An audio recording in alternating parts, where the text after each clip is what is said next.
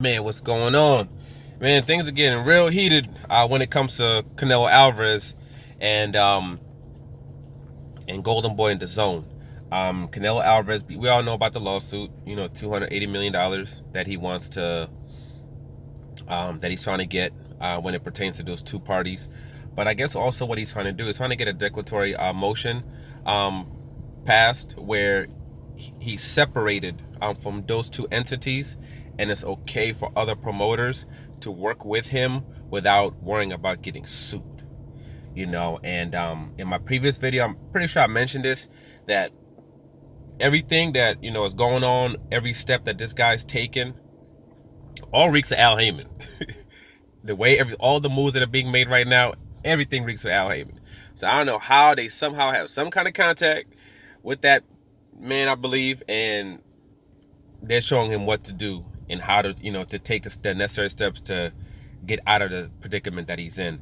And I know a lot of people might be wondering, like, okay, why would he want to get out of this contract? This is a $300 million contract. He's made about $100 million or so off of it, and he has all these other finances that he could possibly make off of this deal. And me, even with the $15 million, it's like, all right, do 1-2 fights for $15 million, then let's get back to making big boy money. Unless they're trying to just cut the amount of money he pays just in general, and just pay him $15 million, because they had said, I believe they had said that pretty much that they, quote, don't believe he's fought the whatever fights, and this pay cut had actually nothing to really necessarily do with the pandemic.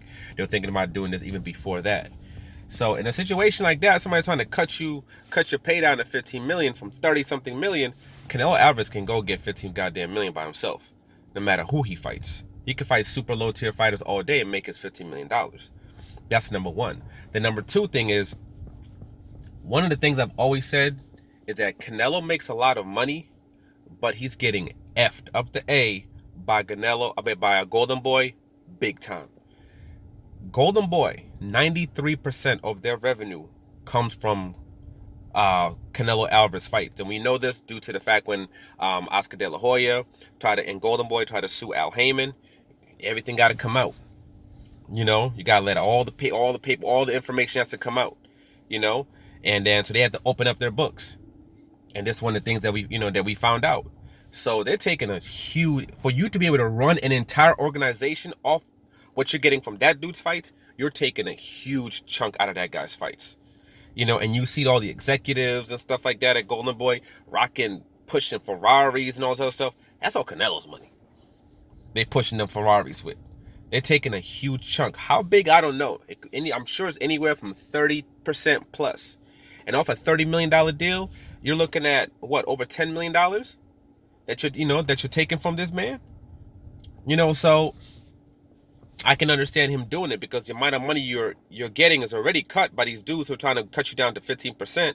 I mean, to 50% of what you used to make before. Then on top of that, whatever you got to give to Goldenboy. And then it also looks like Goldenboy also, did the side deal, so they can make this other money on the side from DZON as well. I think the $17 million they're getting a year off the back of Canelo and whatever other backwards deal that they did. Him suing him like this forces everything to come out. It forces DZON to pull out the paperwork. It forces Goldenboy to pull out the paperwork, and they're able to see what's going on, what was said, what kind of fraudulent stuff might have been going on in the background, and he has a strong case, as far as with the whole, premium fights. You guys have been okaying these fights. You guys said these were premium fights. You guys said he was making history when he was fighting against Kovalev. He fought a champion when he fought Danny Jacobs. He fought a champion when he fought him. So what exactly wasn't premium? Like, who are these premium fighters? What, these fighters, Charlo, that you can't even get to come to your network to fight? Who are, what's considered premium? So he has a good case. But I think, to me personally, I think that's also one of the main reasons also he hasn't been talking to Goldenboy. He hasn't been talking to Oscar De La Hoya, Goldenboy, for a while now, because he started to open his eyes and see what exactly these people were doing. And he's starting to realize how he's been getting played. So if that's what's happening to you, and you can get out that contract, you might as well get out that contract. You know what I'm saying? Because if you're able to, let's say, work with the Al Heyman, right? You're working with an Al Heyman. Now you're not paying 30% to your promoter anymore. The most you're going to be paying Al Heyman is 15% as an advisor. The most, anywhere from 3 to 15%. That's number one. Number two, you're going to get on the promotional fees and promotional rights. All these promoter fees that Oscar De La Hoya usually gets, you're going to get that. You know, you obviously you work in cohesion with somebody else, whether it be like a Mayweather promotion or somebody else that's kind of dealing with the logistics. You work with them together. You're getting a huge chunk, just like the Charlos do, just like like the Tanks do, just like Tank actually has a promoter, but just like Earl Spence does, just like Wilder does, all these other guys. Yeah, Danny does. He also has his own promotional company where the person you're working with gets a little something, but you get a chunk of that as well. You know, you're getting a huge chunk of the gate. You're getting a huge chunk when it comes to television rights. When it comes to all these things, Canelo, even just on regular TV, is probably looking at 15 million. So he gets into a pay-per-view, he's going to be making crazy money. You're working with an Al Heyman, he's going to make 20 million plus. He's going to make 20, 30 million plus. He fights a Charlo, he's probably going to come out there 40 million, 50 million. Even if he loses in a rematch, he's going to make a killing. And then after that, as he, quote, fights other people to build himself back up to the space where he fights, let's say that top-tier opponent, he's still going to make a killing. They're still going to be able to do that with him. They're still going to be able to put him. Just the fact that he's fighting on Fox, just like the fact that he's fighting on Showtime, he's going to get paid. Al Heyman's going to get you paid. And then the biggest thing about signing with someone like Al Heyman is he shows you how to make money out the ring. I always said, I'd rather make $10 million a fight with Al Heyman than make $50 million a fight with somebody else. Because Al Heyman's going to he's going to show you how to turn that 10 into 100 mil. He's going to show you how to keep residual income coming in for years. For absolute years, for the rest of your life. He's going to teach you how to do that. So that knowledge that he gives you is priceless. You look at somebody like a Ruiz. Ruiz just signed with Al Heyman, got a couple of fights, got paid good, got the big boy fight versus Anthony, the two big boy fights with Anthony Joshua. Now he's talking about how he's building a whole freaking condo complex from the ground up. That he's gonna be renting out. What's good? Somebody like a Peter Quillen has a ridiculous real estate portfolio.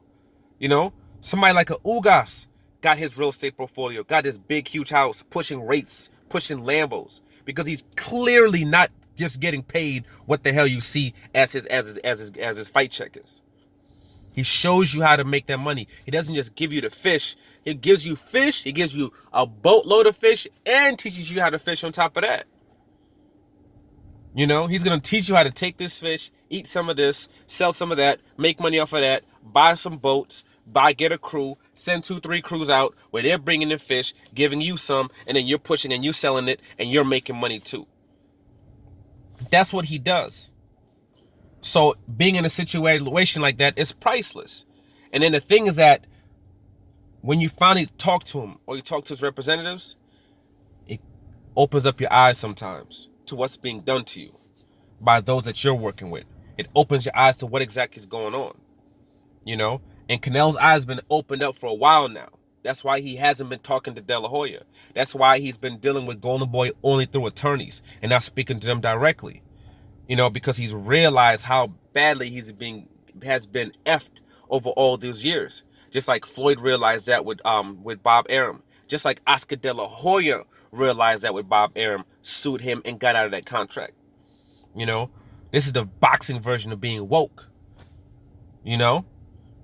And he's woke right now.